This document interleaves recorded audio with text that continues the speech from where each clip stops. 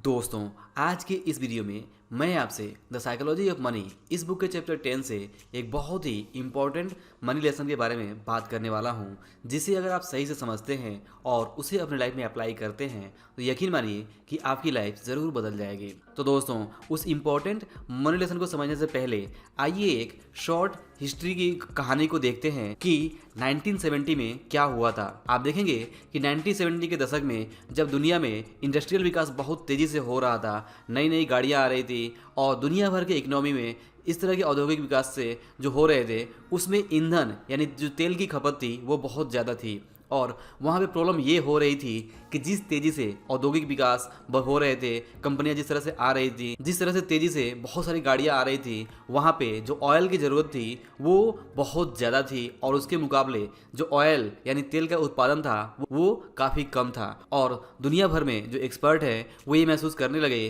कि आने वाले समय में तेल की भयंकर कमी होगी और तब जाने क्या होगा। और इस तरह से आप देखेंगे कि 1970 के दशक में तेल की कमी का एक डर का माहौल बन गया था। लेकिन अगर आप देखेंगे तो उस टाइम जो तेल की कमी का खतरा था आज हमें महसूस भी नहीं होता है, जबकि इसमें कोई भी शक नहीं है कि 1970 के मुकाबले आज हमने ज़्यादा औद्योगिक विकास किया है और 1970 के मुकाबले कई गुना ज़्यादा गाड़ियाँ आज सड़कों पे घूमती हैं। तो अब बड़ा सवाल ये है कि ऐसा कैसे हुआ? क्या हमने ज़्यादा तेल के भंडार खोज लिए थे या क्या तेल का प्रोडक्शन पहले से बहुत ज़्यादा हो रहा है? तो आप देखेंगे कि ये कुछ हद तक सही है कि तेल का उत्पादन पहले से ज़्यादा हो रहा है, लेकिन उस हिसाब से अगर आप ये देखें कि 1970 के मुकाबले आज अगर आप कंपनीज को देखें, गाड़ियों को देखें तो उनकी संख्या बहुत ही ज़्यादा है। मतलब आज हमारे पास 1970 के मुकाबले कई गुना ज़्यादा गाड़ियाँ हैं, कई गुना ज़्यादा इंडस्ट्रियल ग्रोथ हुआ है। तो यहाँ पे आप देखेंगे कि इतना सारा विकास होने के बाद से, इतनी सारी गाड़ियाँ आने के बाद से भी आज जो तेल की कमी है, जो ईंधन की कमी है, उसका डर आज उतना नहीं है जितना कि 1970 में हुआ करता था। तो आखिर ऐसा कैसे हुआ? तो आप देखेंगे कि इसके पीछे बड़ा कारण ये नहीं है कि हमारी जितनी ज़रूरत है तेल की उससे ज़्यादा हमने तेल के भंडार खोज लिए हैं, बल्कि जो असली कारण है कि 1970 के मुकाबले आज इतनी गाड़ियाँ होने के बावजूद से भी तेल की कमी उतनी ज़्यादा महसूस नहीं होती है। कि आज जो हमारी गाड़ियाँ हैं, जो कंपनी है, जो मशीनरी हम इस्तेमाल करते हैं, उनमें पहले के मुकाबले जो तेल की ज़रूरत है वो बहुत कम हो गई है। यानी कि जो आज की हमारी जो मशीनरीज हैं, चाहे वो हम घर में इस्तेमाल करते हों, चाहे वो कंपनी में इस्तेमाल होती हों, उनकी जो इफिशियंसी है वो काफ़ी बढ़ चुकी है और जो गाड़ियां हैं वो पहले के मुकाबले काफ़ी ज़्यादा इफिशियंट हो गई हैं। मतलब कि जो गाड़ियों का एवरेज है वो काफ़ी बढ़ चुका है। जैसे कि अगर आप देखें तो 1970 में जो औसतन बाइक का एवरेज था वो था लगभग 20 किलोमीटर प्रति घंटा, और आज अगर आप देखें तो आज 1 लीटर में लगभग 70 किलोमीटर से भी ज़्यादा चलने वाली गाड़ियाँ मार्केट में उपलब्ध है। मतलब कि जो हमारी इफिशियंसी है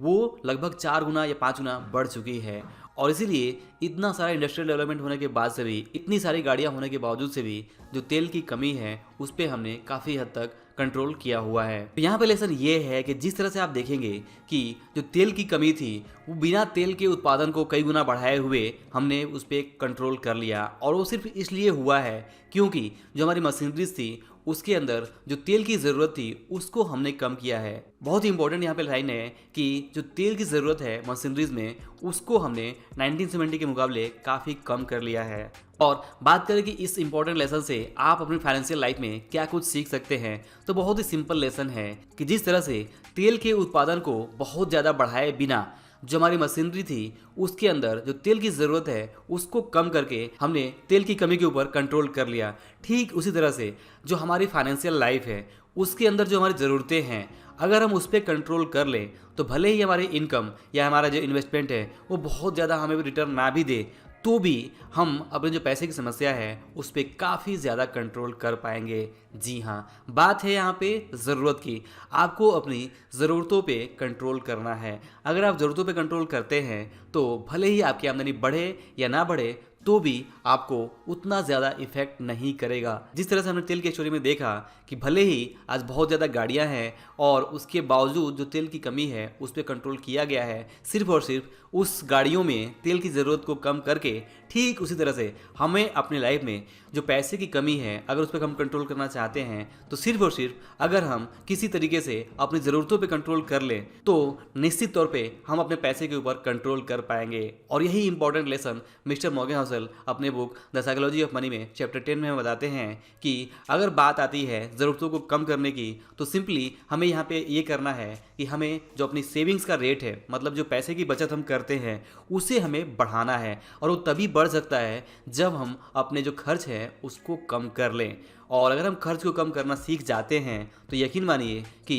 हमारी आमदनी अगर बहुत तेज़ी से नहीं भी बढ़ती है तो भी हमें उतनी ज़्यादा प्रॉब्लम्स नहीं होंगी। फाइनेंशियल प्रॉब्लम या फिर जो भी पर्सनल फाइनेंस के प्रॉब्लम है वो तभी स्टार्ट होते हैं जब हम अपनी ज़रूरत को बढ़ाते हैं। और कई बार देखा देखी यानी कि जो हमारे आसपास पड़ोस लोग होते हैं उनके देखा देखी हम ऐसी कुछ चीज़ें करते हैं, ऐसे कुछ एक्सपेंसेस करते हैं, हमारी जो ऐसी स्पेंडिंग हैबिट हो जाती है कि हमारी ज़रूरतें ऑटोमेटिक बढ़ती रहती हैं। जैसे जैसे हमारी आमदनी बढ़ती है वैसे वैसे हमारे खर्च बढ़ते जाते हैं और यही है सारा प्रॉब्लम पर्सनल फाइनेंस का। तो यहाँ पे इंपॉर्टेंट लेसन है कि अगर किसी तरीके से आप इस साइकोलॉजी को समझ लेते हैं कि इनकम को बढ़ाना उतना ज़्यादा आसान नहीं है, किसी भी पर्सन के लिए अपने इनकम को लगातार बढ़ाना इतना ज़्यादा आसान नहीं है, लेकिन हर पर्सन के लिए ये ज़रूर हो सकता है कि वो किसी न किसी तरीके से अपने जो खर्च है, अपने जो एक्सपेंसेस है उस पर वो कंट्रोल कर ले, क्योंकि वे उसके हाथ में हैं। अगर मान लीजिए किसी पर्सन के पास इनकम नहीं भी हो तब भी वो अपना जीवन चला सकता है। जैसे कि आप देखेंगे कि कोरोना के टाइम पे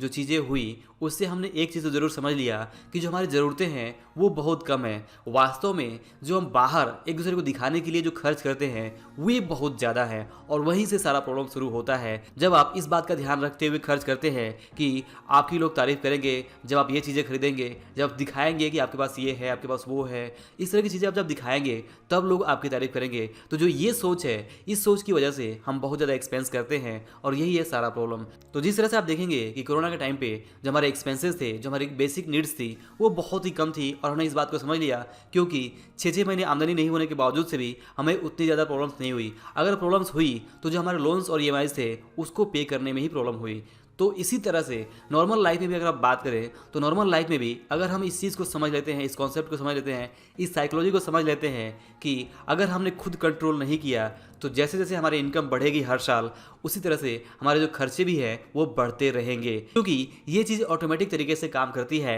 कि जैसे जैसे पर्सन का इनकम बढ़ता है वैसे वैसे वो अपने एक्सपेंस को भी बढ़ाता रहता है। आज उसकी इनकम कम है तो वो छोटे घर में रहता है, कल उसकी इनकम ज़्यादा होगी तो वो बड़े घर में रहेगा। इसी तरह से किसी पर्सन की जैसे जैसे इनकम बढ़ती है वो अपने खर्चों को बढ़ाता रहता है। तो अगर आप इस बात को समझ लें, यहाँ पे इस कॉन्सेप्ट को समझ लें कि किसी तरीके से आपको अपने खर्च को कंट्रोल करना है और जो अपनी सेविंग्स है, जो अपने पैसे की बचत है उस पर ध्यान देना है और ज़्यादा से ज़्यादा पैसों की बचत करने के बारे में सोचना है, तो भले ही आपकी आमदनी ना बढ़े, भले ही आपके जो इन्वेस्टमेंट है वहाँ से आपको उतना ज़्यादा रिटर्न ना मिले, तो भी आप अच्छा खासा वेल्थ क्रिएट कर पाएंगे। और अगर आपकी ज़रूरतें कम रही तो ऐसे ही आप एक बेहतर फाइनेंशियल लाइफ जी पाएंगे। तो दोस्तों ये है पहला मोस्ट इंपॉर्टेंट मनी लेसन कि आपको पैसे की बचत के पावर को समझना होगा। अक्सर लोग इसे ओवरलुक कर देते हैं, इसे इग्नोर करते हैं, नहीं समझ पाते हैं कि पैसों की बचत का असली पावर क्या है। जैसे कि मान लीजिए कि अगर आपकी इनकम है 30,000 रुपये और आप हर महीने 10% की बचत करते हैं और उसे इन्वेस्ट करते हैं,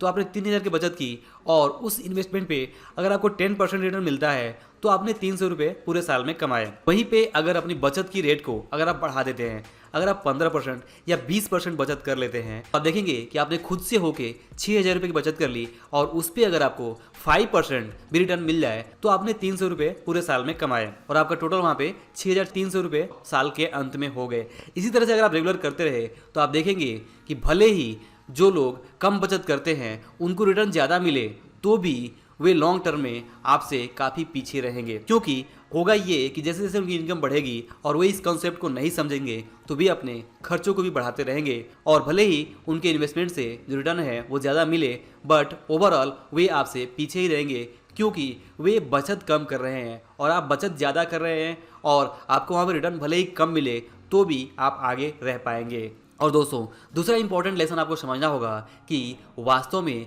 जो हमारी ज़रूरतें हैं वही तय करती है कि हम अमीर हैं या नहीं। जी हाँ, मान लीजिए कि किसी पर्सन की ज़रूरत 1 लाख रुपए पर मंथ की है तो वो अगर 1 लाख रुपए कमाता भी है हर महीने तो भी वो अमीर कैसे हुआ? क्योंकि वो 1 लाख कमाएगा और 1 लाख खर्च कर देगा। वहीं पे कोई दूसरा पर्सन है जिसकी ज़रूरत है महीने की 50,000 रुपये, और वो अगर पर्सन 1 लाख रुपये कमाता है तो सिंपली ये आदमी 1 लाख रुपये कमाने के बावजूद से भी ज़्यादा अमीर होगा, क्योंकि इसकी जो ज़रूरतें हैं वो कम हैं। तो ये है दूसरा बहुत ही बेसिक, बहुत ही इंपॉर्टेंट फाइनेंशियल लेसन जो अक्सर हम मिस कर देते हैं कि अगर हमारी ज़रूरत कम है और हमारी इनकम ज़्यादा है तो हम ऐसे ही फाइनेंशियली काफ़ी बेहतर लाइफ जिएंगे। तो यहाँ पे जो नीड्स है इसे समझना बहुत ज़्यादा इंपॉर्टेंट है कि हम अपने नीड्स के ऊपर ध्यान रखें, नीड्स को कंट्रोल रखें और ज़रूरतों को बेवजह बढ़ाए नहीं। और दोस्तों, तीसरा इंपॉर्टेंट मनी लेसन ये है कि आप देखेंगे कि हम में ज़्यादा लोग एक सर्टेन लेवल के बाद से जो स्पेंड करते हैं, जो पैसे खर्च करते हैं,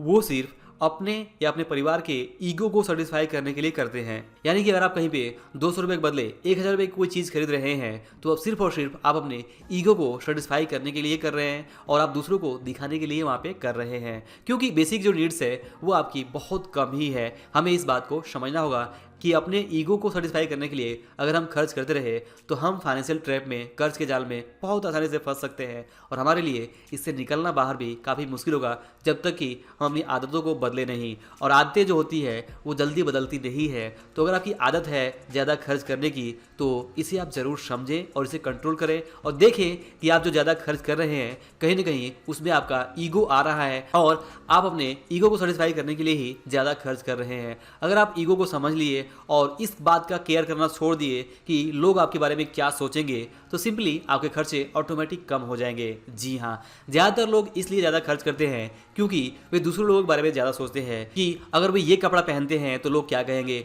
अगर वो ये गाड़ी खरीदते हैं तो लोग क्या कहेंगे। ऐसी बहुत सारी चीज़ें हैं जब हम स्पेंड करते हैं तो लोगों के बारे में ज़्यादा सोचते हैं। तो सिंपली अगर आप लोगों के बारे में सोचना छोड़ दें तो आप देखेंगे कि आपकी जो स्पेंडिंग हैबिट है वो ऐसे ही कम हो जाएगी, आपके जो खर्चे हैं ऑटोमेटिक कम हो जाएंगे, क्योंकि एक लेवल के बाद से सच में हम जो खर्च करते हैं वो सिर्फ और सिर्फ अपने ईगो को सेटिस्फाई करने के लिए करते हैं कि देखो मैं कितना तुमसे ऊपर हूँ। इस तरह का जो एटीट्यूड है वो ईगो है, उसी वजह से हमारे खर्चे ज़्यादा बढ़ते हैं। तो सिंपली आपको अपने ईगो को भी समझना होगा और अपनी बेसिक नीड्स को भी समझना होगा। और अगर आप अपने पर्सनल फाइनेंस के ऊपर कंट्रोल करना चाहते हैं तो आपको इस सिंपल कॉन्सेप्ट को समझना होगा कि आप एक सर्टेन लेवल के बाद से जो खर्च है वो नहीं करेंगे और दूसरे आपके बारे में क्या सोचते हैं इसका आप केयर नहीं करेंगे। अपने ईगो को सेटिस्फाई करने के लिए आप ज़्यादा पैसे वहाँ पे खर्च नहीं करेंगे। तो दोस्तों, ये थे वे इंपॉर्टेंट मनी लेसन जिसके बारे में मैं आपको बताना चाहता था। आई होप कि ये सारे इंपॉर्टेंट मनी लेसन आपको जरूर पसंद आए होंगे, समझ में आया होगा। तो दोस्तों, अगर वीडियो पसंद आया हो तो इसे लाइक और शेयर जरूर करिए और अगर आप हमारे चैनल पर नए हैं